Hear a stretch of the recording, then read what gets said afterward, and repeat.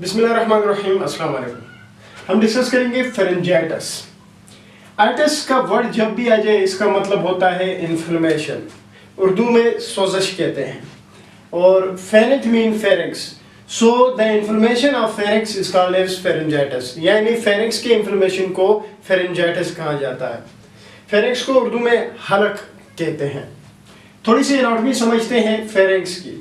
Pharynx की जो है हमने अगर बात की तो फेरिंग्स के तीन हिस्से होते हैं, तीन पार्ट्स होते हैं। नेजल कैविटी के पीछे जहां से फेरिंग्स एक्सटेंड कर रहा है उस एरिया को हम नेजोफेरिंग्स कहते हैं। ओरल कैविटी के पीछे ओरोफेरिंग्स कहा जाता है, लैरिंग्स के पीछे लैरिंजल फेरिंग्स कहा जाता है। ये इसके तीन पार्ट्स होते हैं। फेरिंग्स जो है ये एक मस्कुलर स्ट्रक्चर है, यानी मसल से बना हुआ होता है। मसल्स बोलते हैं, रेड मीट बॉडी में जितने भी होता है उसको मसल्स कहा जाता है। तो ये भी एक मस्कुलर स्ट्रक्चर है जो कि फनल शेप्ड होता है, यानी चिमनी की तरह इसकी शक्ल होती है।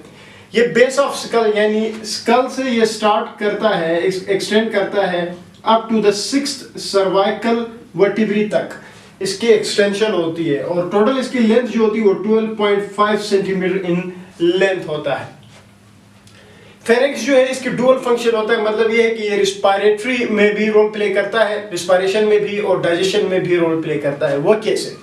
देखिए, नेजल कैविटी के पीछे है नेजोफेरिंग्स। तो जो एयर है वो यहाँ से एंटर होगी थ्रू नेजल कैविटी और पीछे चली जाएगी नेजोफेरिंग्स में, और वहां से फिर ट्रेवल करेगी इनटू द रिस्पायरेटरी ट्रैक्ट। इसी तरह फूड जो है वो ओरल कैविटी के थ्रू इंटर हो जाएगा, तो ये पीछे चला जाएगा ओरोफेरिंग्स में और वहां से फिर डाइजेस्टिव ट्रैक्ट के अंदर ट्रेवल करेगा। इसलिए इसके डुअल फंक्शन है फेरिंग्स के।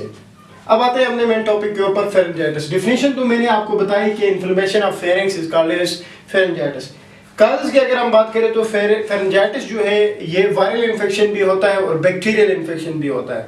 मतलब ये है कि कुछ एक वायरसेस है जो फेरेंजाइटिस काज कर सकते हैं, कुछ एक बैक्टीरिया है जो फेरेंजाइटिस काज कर सकते हैं। मैंने यहाँ पे इनके नाम लिखे हैं। वायरसेस में इन्फ्लुएंजा वायरस है, पैरा इन्फ्लुएंजा वायरस है, एडिनो वायरस है, रहिनो वायरस है और एप्स्टीन बार वायरस है।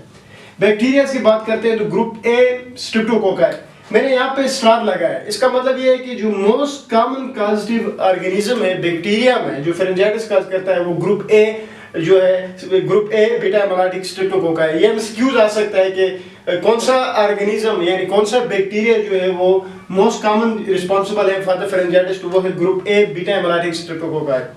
इसके अलावा streptococcus pneumoniae, mycoplasma pneumoniae, haemophilus influenzae, corynebacterium diphtheriae और क्लेमिडिया ट्रैकोमैटिस, ये भी कुछ एक बैक्टीरियाज है जो कि फेरेंजाइटिस काज करते हैं। अच्छा जी, अब हम बात करते हैं क्लिनिकल फीचर्स पे फेरेंजाइटिस की। क्लिनिकल फीचर्स की अगर आप बात करें तो फेरेंजाइटिस को हम डिवाइड करते हैं into mild pharyngitis and severe pharyngitis. अब ये देखेंगे कि माइल्ड फेरेंजाइटिस के क्या क्या प्रेजेंटेशन होंगे और सीवियर फेरेंजाइटिस के क्या क्या प्रेजेंटेशन होंगे।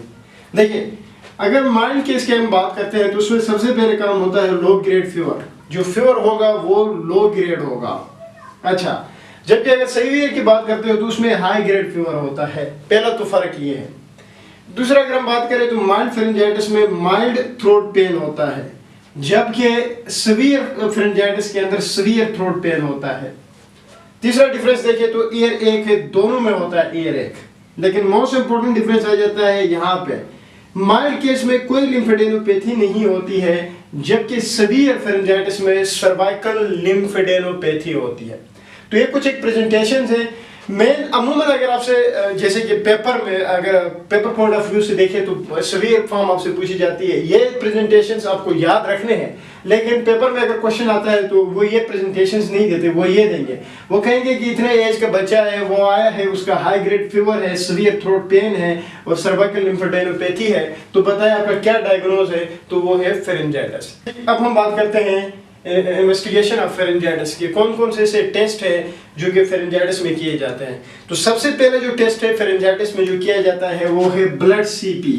ब्लड सीपी किया जाता है, मतलब ये है कि जो खून का जो टेस्ट होता है वो किया जाता है, और इसमें आपको WBC जो है वो राइज मिलते हैं, WBC आपको इंक्रीज मिलेंगे। ठीक है, तो WBC जो है वो राइज होंगे ब्लड सीपी पे। अच्छा, उसके अलावा कौन से टेस्ट है किया जाता है वो है थ्रोट कल्चर। थ्रोट कल्चर किया जाता है ये देखने के लिए कि आए कि बैक्टीरिया पॉजिटिव है या नहीं है। तो दूसरा जो टेस्ट है वो है थ्रोट कल्चर।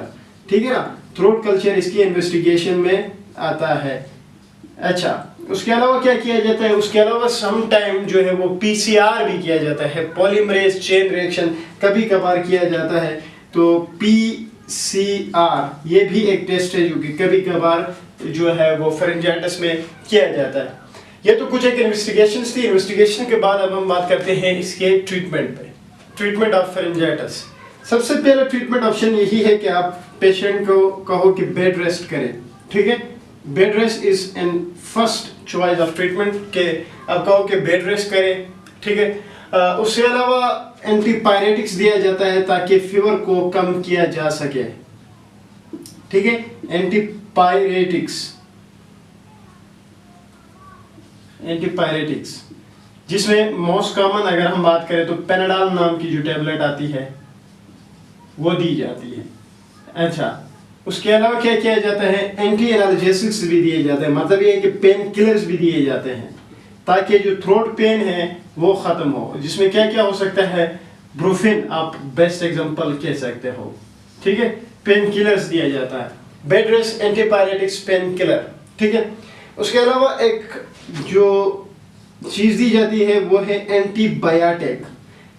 अच्छा, मैंने इसको ब्लू कलर से लिखा है, वो क्यों लिखा है वो मैं भी आपको एक्सप्लेन कर देता हूँ।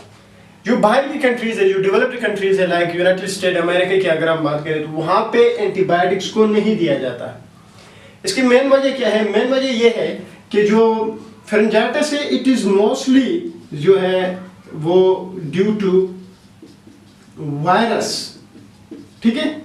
मोस्टली वायरसेस की वजह से होती है फेरेंजाइटिस, क्योंकि अगर आप एंटीबायोटिक से भी अगर वायरल इन्फेक्शन है, फेरेंजाइटिस है तो अच्छा, एक बात मैं बताना भूल गया, फेरेंजाइटिस को सोर थ्रोट भी कहा जाता है, ठीक है। दूसरा नाम इसका है सोर थ्रोट, ये आपने याद रखना है। अब बात करते हैं एंटीबायोटिक्स पे। तो क्योंकि ये मोस्टली वायरल इन्फेक्शन होता है, कभी कभार बैक्टीरियल इन्फेक्शन होता है, तो बाहर की जो कंट्रीज है जैसे कि अमेरिका की अगर हम बात करें कि उनको पता है कि ये वायरल इन्फेक्शन है और एंटीबायोटिक्स जो है ये रिस्पॉन्ड नहीं करेंगे। क्या लगता है आपको, रिस्पॉन्ड करेगा वायरसेस जो है एंटीबायोटिक्स को रिस्पॉन्ड देंगे? नो। तो viruses does not respond to the antibiotics.